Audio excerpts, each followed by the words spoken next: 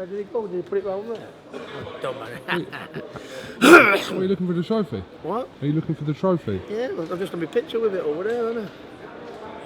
Weren't you there when they won it though? Like, weren't you there the day I was, they were but it's presenting? always nice to have another little picture with it, isn't it? Yeah. Feels like one of my best mates in there, one of these. KUGAN, CASSIUS, IFL TV, MTK Global. We're in Manchester for the public workout ahead of Tyson Fury's return this week. I'm joined by Hatton, MBE. Are you MBE? Yeah. They didn't take it away from you then? No, stands for massive bell end. Let's talk about Nathan Gorman first. In a tough fight against Sean Turner. It is a tough fight for him. I like Sean. I've never really met him actually, but he's a real character, which is what's good for boxing, isn't he? You know what I mean? He's big, sexy. I don't know where they got that from, but they used to call you big, sexy back in the day, didn't they? Yeah, now they call me bigger, sexy.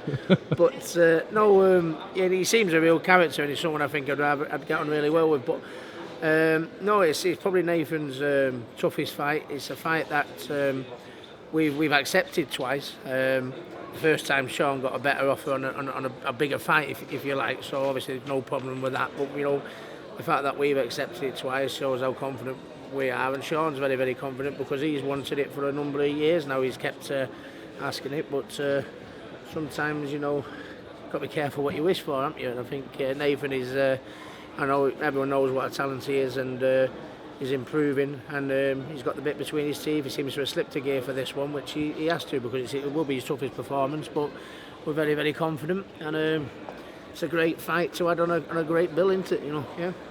We know that Daniel Dubois will face Tom Little a couple of weeks after.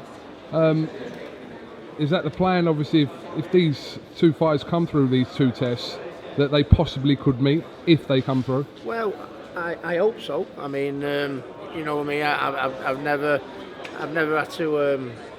I'm not doing it to sell T-shirts, and I'm not doing it in order to flog tickets. You know what I mean. I never badmouthed anyone, and I never had to do any of that in order to publicise that there's a fight. But you know, and it's not being disrespectful to Daniel. We'd have that fight next week. To be honest with you, I think Nathan is a better all-rounder.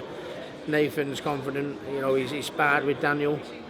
And I don't believe for 1 second that Daniel will be improving at the rate that Nathan's improving. And, you know, it's Frank Warren's job as the promoter, you know, to build a fight up, and, you know, so it's more money for both lads further down the line. But I'm of the opinion I'd rather him fight Daniel Dubois next week and him get the kudos, and Frank give Daniel's money to Nathan.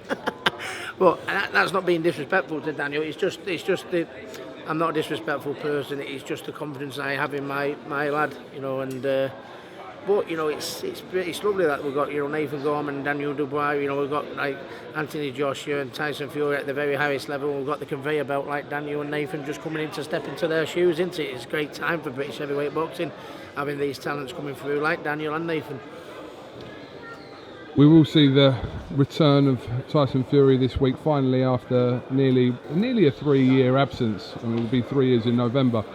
But did you think that maybe a year ago that we would get to this point where we see Tyson Fury actually in fight week, ready to return back to the ring? No, not really. You know, I used to see him knocking about Manchester, and he always was saying he'd had the ambition to, but I just thought it was too far for him to come back. But you didn't think he would come back? No, I must admit he was saying the right things, but I used to think, I hope I share your enthusiasm, Tyson, but I don't know, he was just too big, and you know, the problems that he had. But my Lord, I'm proud to stand here and say he proved me wrong. What I've seen in that gym, I think, has been nothing short of spellbounding. And the thing is, with Tyson, you know, he's got a massive, massive heart, and if you turn around and say you can't do this, you can't do that, you can't do that, you know, you've got to start believing. He told us he was going to beat Klitschko. You know, he went and did it. He said he was going to. We thought he'd never come back. He's come back looking better than ever. So Saturday night's a big night for him. He's absolutely blew my head off the way he's performing in the gym, and the quality of sparring he's had in for this training camp. And he's just looked at $1 million, and I feel very, very proud as a Mancunian and his mate. You know, to see from where he's come from to what he is today. And that's why he's a star in my eyes. Yeah. At what point, we know he'd been coming to your gym for quite some time with sparring. At what point did you think, you know what, this is going to happen for him? He's going to return. I think, you know, he went to my gym, he come and use the gym for a couple of months, and then he went away for a bit, and then he come back about 4 stone lighter, to be honest with you. But when he was walking around I think he was walking around at like 24 stone, and he was still sparring. He still looked great, he still looked fast, his reflexes were still sharp. And the fact that he's just shedded that extra few stone further, he's looking even better, to be honest with you. You know, and you know, you think to yourself, you've had a few years out of the game. You know, will he come back the same? You know, I'm sure they all said, you know, when Muhammad Ali, was out of the game for a few years, he come back, you know, and he went on and achieved what he achieved. You know, after him being, you know, he didn't want to be inducted into the war, wasn't it? You know, I mean, he come back after all them years out, and look at the legacy that he left. You know, and Tyson has a very, very similar mentality in the sense that, you know, I when people said I couldn't get my weight off, I did it by using a fat suit. Tyson does it by using his mouth. And I think it's clear to see with Tyson, if you turn around and say he's not going to come back and he's not going to be better, he's not going to do this, he'll go above and beyond to try and prove you wrong. And I think that's what he's done, mate. How long before Tyson's back in contention to challenge the likes of Joshua, Wilder, these kind of guys? How long, in your opinion? Well, I think you know, at least 12 months or 3 fights. You know what I mean? I think the first one is what it is. You know what I mean? To get his eye back in, get people on, let people see what frame of mind he's in, let people see what sort of condition he's in. I think this fight, no disrespect, is more not about the opponent. It's more about, let's see what Tyson's all about. Let's see how he shapes up. Let's see how he looks to the eye. You know what I mean? And I think the next fight he'll have a stiffer test. Then I think he'll have a real test.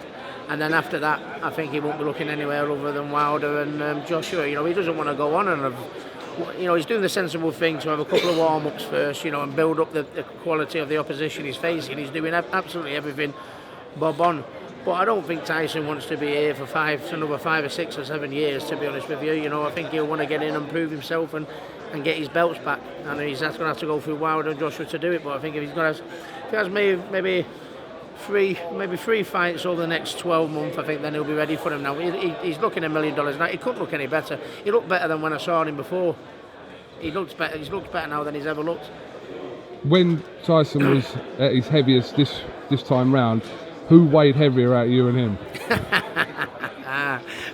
There wasn't much in it, to be fair.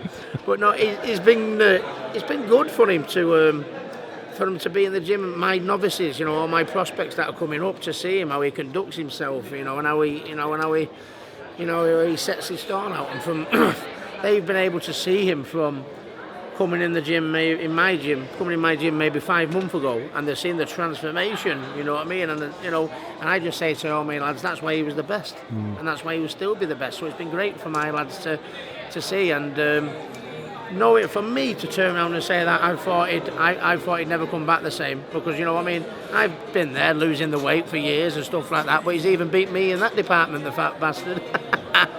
7 stone or 6 stone, whatever his loads. Fair play to him. But the one thing Tyson has done, he's a very, very intelligent and a very clever man, believe it or not. He has not done it over a training camp. He's done it over 6, 7, 8 months. So he's been able to do it gradually. And I think that's why he's looking so exceptional. Ricky, have you spoken to Lucas Brown recently? Pardon? No, I've been contacting him by email. Just to see where he's at. Last time, you know, I mean, it doesn't need me to tell Lucas. He had his 2-year ban off, and unlike Tyson, who's come in looking $1 million, Lucas come look very, very overweight, look very shape, and he was very, very depressed at the time, and he'd been on medication apparently, with what he told me, which I didn't know about.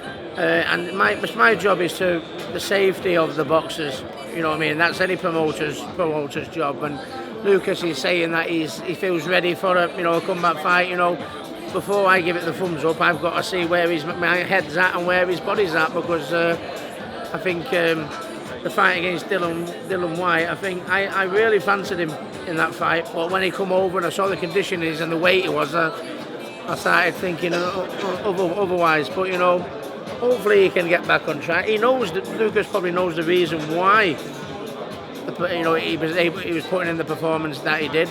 is because he was too heavy. He was just too big, and it seems that his frame of mind probably wasn't there as well. So if he's had a bit of time to go away and think about things and everything like that, there's no reason why he can't come back the same, just like Tyson Fury's done. But I mean,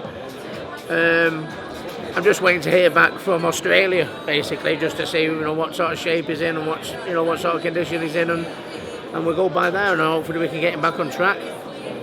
Just finally, Ricky, the UFC seems to have a new star in Liverpool's Darren Till. Did you watch it the other day? I didn't know. No. You don't really watch the UFC? No, I prefer KFC. I have heard of the lad, but I haven't seen him. But is he looking good prospect? Yeah. I mean, he's making waves in the UFC and headlined the Echo Arena bank holiday weekend. So I just thought you might have seen it. No, I haven't, mate. Actually, to be honest with you, but I've been busy lately. You're always busy. I've got to keep busy. Keep me out of trouble. All right, Ricky, listen, best of luck with Nathan Gorman this weekend, and Pleasure, I'm mate. sure we'll catch up with you again this week. No problem, mate.